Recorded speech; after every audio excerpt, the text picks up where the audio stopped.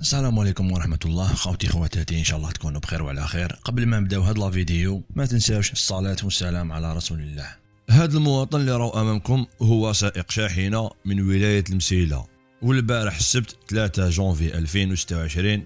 وكما على بالكم خوتي، بزاف سائقي الشاحنات والحافلات راهم في اضراب هاد الايام. ربي يجعل الخير على كل حال. وشنو هاد المواطن خرج بهاد لا فيديو البارح، وجه فيه رسالة لنواب البرلمان بخصوص قانون المرور الجديد. هيا ما نطولش عليكم خوتي، نخليكم مع لا فيديو. هذا ميساج نواب البرلمان.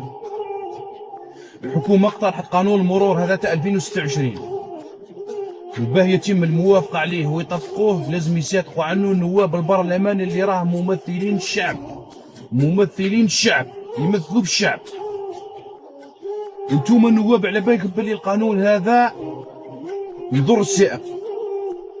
شكله قانون مرور ومضمونه قانون عقوبات.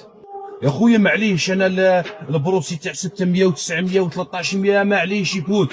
من هو من قطع الغيار اللي مكانش، من الماتريال اللي زاد، من الروضه اللي كانت دير 2 ملايين ولا دير 7 ملايين، من الطريق اللي مكسره، من الدودان العشوائي اللي بلا بلايك.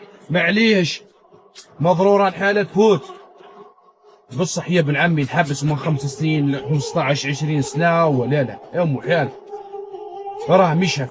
وحبيت من هذا المنبر نوجه لكم رساله برك: عمر ينام ورب عمر لا ينام. انتم دبروا روسكم،